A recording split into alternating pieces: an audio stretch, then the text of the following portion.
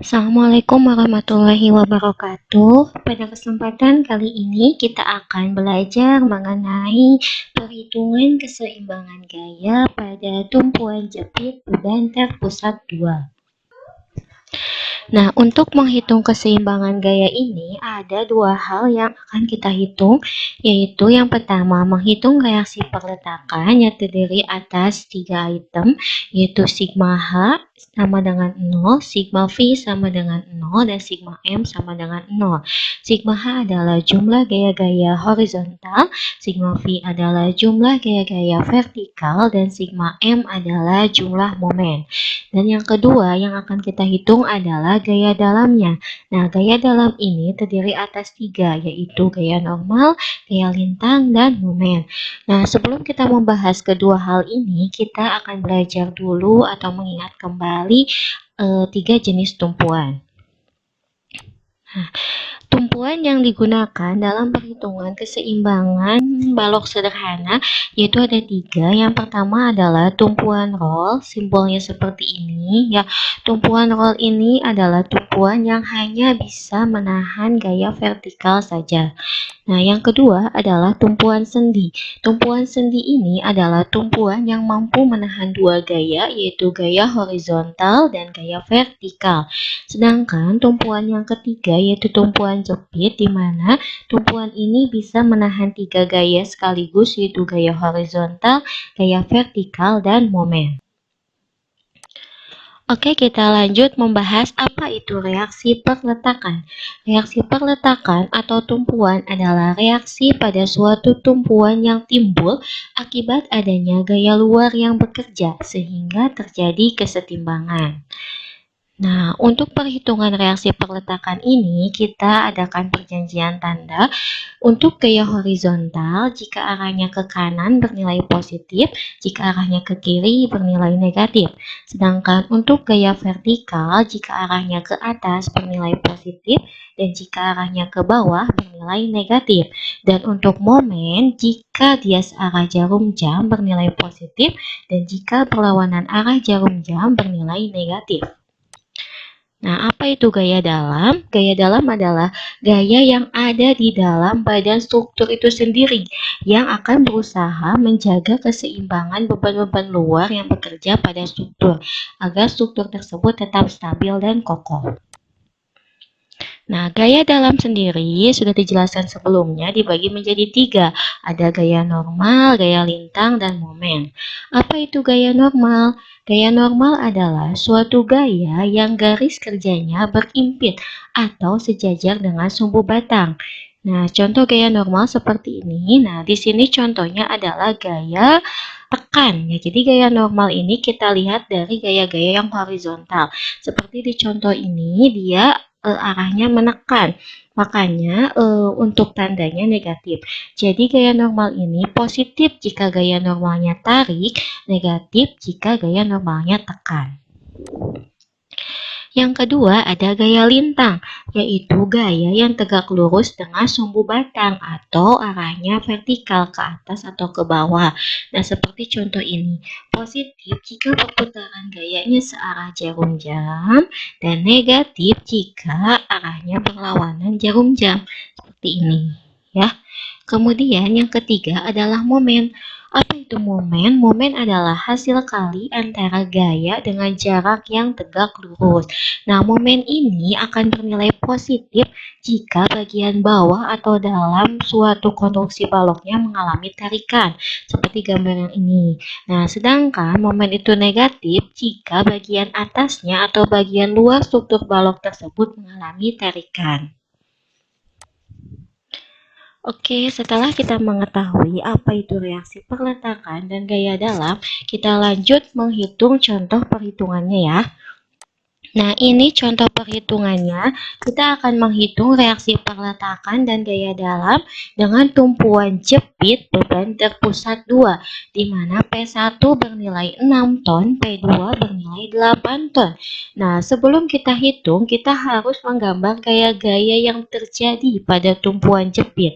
Sudah dijelaskan sebelumnya bahwa tumpuan jepit mampu menahan 3 gaya, yaitu gaya horizontal, gaya vertikal, dan momen. RHA maksudnya adalah besar gaya horizontal di titik A, FVA adalah besar gaya vertikal di titik A, MA adalah momen di titik A.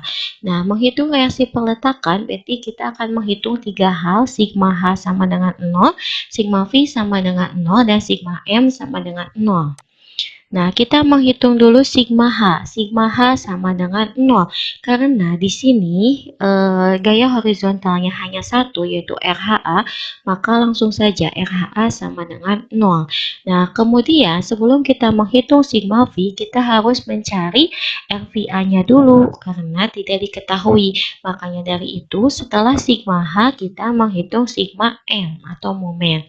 Yang pertama, kita mencari MA dengan cara memomenkan di titik A. Jadi semua gaya-gaya kita momenkan atau putarkan ke titik A. Sebagai contoh kita akan menghitung dari kiri ke kanan. Ya, dari sebelah kiri sendiri ada MA.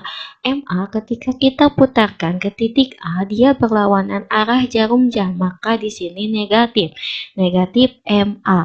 Kemudian RVA kenapa tidak kita masukkan? RVA ini kan di titik A, dia jaraknya 0, jadi tidak perlu kita masukkan ke perhitungan. Kemudian lanjut ada P1. P1 ini jika kita putarkan ke titik A, dia searah jarum jam, maka nilainya positif. Jaraknya sendiri dari P1 ke titik A adalah 2 meter, berarti P1 dikali 2. Karena momen itu adalah gaya dikali jarak tegak lurus. Kemudian P2, jika kita putarkan ke titik A, dia juga searah jarum jam, berarti positif P2. Jaraknya berapa dari P2 ke titik A? Jaraknya adalah 3 ditambah 2, berarti 5 meter. Nah, setelah semua gaya kita masukkan, setelah semua momen kita masukkan, langsung saja sama dengan 0. Nah, kemudian kita tulis kembali baris atas ini dengan mengganti P1 dan P2-nya sesuai soal. Kita tulis kembali min MA, kemudian plus P1-nya kita ganti dengan soal yaitu 6 ton, berarti jadi 6 dikali 2, kemudian plus P2-nya kita ganti dengan soal 8, 8 kali 5 sama dengan 0. Min MA-nya kita tulis kembali, kemudian plus 6 kali 2 hasilnya 12, plus 8 kali 5 hasilnya 40, sama dengan 0. Kemudian min MA-nya kita tulis kembali, 12 ditambah 40 hasilnya 52, sama dengan 0. Min MA sama dengan 52 ini kita pindahkan ke sebelah kanan menjadi negatif 52. Nah, ini sama-sama negatif, kita bagi min 1 saja, jadi hasilnya MA sama dengan 52 ton meter. Nah, setelah MA kita ketahui, baru kita mencari RVA dengan cara dimomenkan ke titik B. Nah, ini contohnya sigma MB sama dengan 0. Berarti gaya-gaya yang di sini kita momenkan ke titik B. Nah, kenapa RHA tidak masuk? Karena sekali lagi momen itu adalah perkalian antara gaya dengan jarak yang tegak lurus. Kalau RHA ini, dia jaraknya itu sejajar, bukan tegak lurus. Nah, kita lanjut ke sigma MB kembali. Nah, di sigma MB ini ada min MA. MA kita putarkan ke titik B, dia tetap negatif, negatif MA. Kemudian RVA kita momenkan atau putarkan ke titik B searah jarum jam, berarti positif RVA. Jaraknya berapa? Dari A ke B yaitu 5. 5 dari mana? 2 ditambah 3. Kemudian ada P1. P1 kita putarkan ke titik B, dia berlawanan arah jarum jam, berarti negatif P1. Jaraknya dari P1 ke B adalah 3 meter. Nah, kemudian kenapa P2 tidak kita masukkan ketika momen di B? Karena P2 jaraknya 0, jadi tidak perlu dihitung. Kemudian langsung saja sama dengan 0. Min MA-nya kita ganti dari hasil perhitungan sebelumnya yaitu 52, berarti min 52 plus 5 RVA min P1-nya ganti dengan soal 6. Jadi 6 kali 3 sama dengan 0. Min 52 turun plus 5 RVA turun min 6 kali 3 hasilnya 18 sama dengan 0.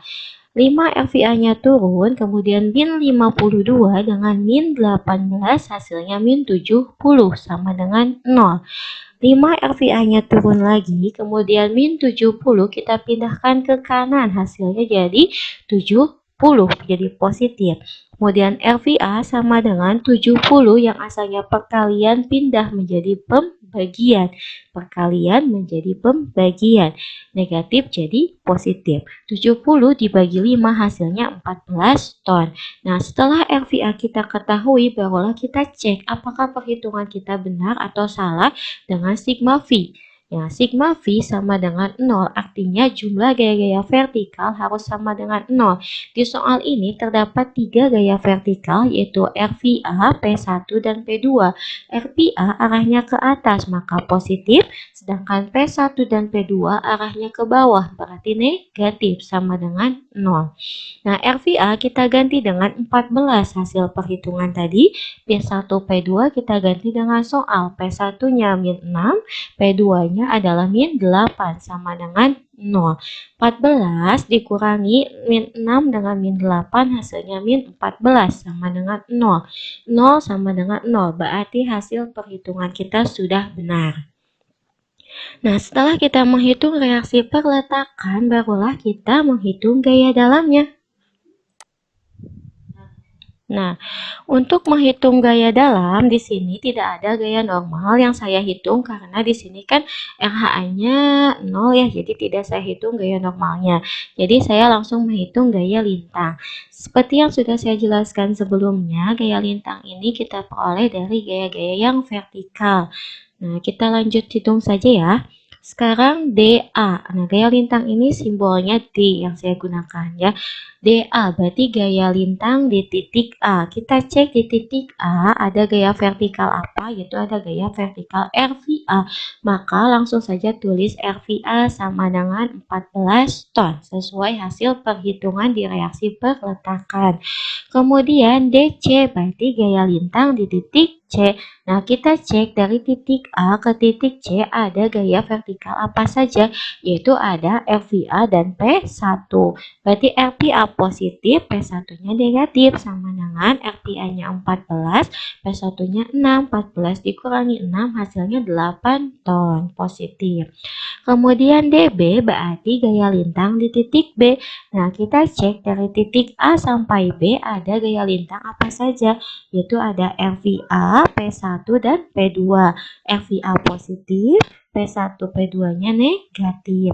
RPA-nya ganti dengan 14, P1-nya ganti dengan 6, P2-nya ganti dengan 8, hasilnya jadi 0. Nah, terakhir kita akan menghitung momen. Nah, momen ini adalah perkalian antara gaya dengan jarak yang tegak lurus. Di sini MA berarti momen di titik A, yaitu ini ada MA itu sendiri hasilnya 52 ton meter karena dia berlawanan arah jarum jam, jadi negatif. Kemudian MC berarti besarnya momen di titik C. Dari A ke C kita hitung momennya. Yang pertama ada MA itu sendiri berlawanan arah jarum jam berarti negatif 52. Kemudian RPA kita putarkan ke titik C, dia positif berarti positif RVA. Jaraknya berapa? Jaraknya 2, tulis 2. Nah, di sini RVA-nya kita ganti dengan 14. Berarti min 52 ditambah 14 kali 2, 28. Hasilnya min 52 plus 28 adalah min 24 ton meter. Kemudian kita hitung momen di titik B. Jadi kita hitung dari A ke titik B ini momennya berapa. Nah, yang pertama ada MA itu sendiri. Jika diputarkan ke titik B, yaitu dia berlawanan arah berarti negatif. Kemudian RVA ke titik B searah jarum jam berarti positif. Jaraknya 5 dari mana? Yaitu 2 ditambah 3. Kemudian P1 diputarkan ke B hasilnya negatif. Negatif P1 3 dari mana? 3 adalah jarak dari P1 ke titik B. Nah, setelah ini ganti nilai RVA dan P1. RVA-nya kita ganti dengan 14, P1-nya kita ganti dengan 6. Kemudian min 52 ditambah 14 kali 5, 70. Min 6 kali 3 hasilnya 18. Jadi ini setelah dioperasikan hasilnya adalah 0. Nah, kemudian selain dihitung, kita coba menggambar gaya dalamnya ya. Nah, pertama langkahnya setelah kita membuat soal ini, soalnya digambar kembali, kita buat garis lurus, garis tegak ke bawah seperti ini ya. Kemudian yang pertama kita buat garis horizontal untuk gaya lintang. Nah, di sini gaya lintang di titik A adalah 14 ton, maka kita gambar misalnya dari titik ini ke atas adalah 14 cm. Kemudian kita cek DC-nya, gaya lintang di titik C-nya 8 ton, berarti 8 cm. Kita gambar dari sini sampai atas 8 cm. Kemudian tarik lurus ke samping, ini juga tarik lurus ke samping sampai DC. Barulah ini ditarik ke bawah. Itu sih cara simpelnya. Kemudian untuk arsirannya, karena dia positif, maka arsirannya tegak atau vertikal. Nah, untuk menggambar momen juga sama. Kita cek MA, momen di titik A, misalkan 52 cm. Kita gambar dari bawah ke atas 52 cm. Kemudian cek di titik C, momennya 24. Berarti gambar 24 cm. Kemudian sambungkan dari titik A ke C, kemudian ke titik B. Karena negatif, arsirannya berarti horizontal. Nah, itulah materi mengenai perhitungan keseimbangan gaya pada konstruksi balok sederhana. Nah, semoga bermanfaat. Mohon maaf apabila ada kesalahan. Terima kasih. Wassalamualaikum warahmatullahi wabarakatuh.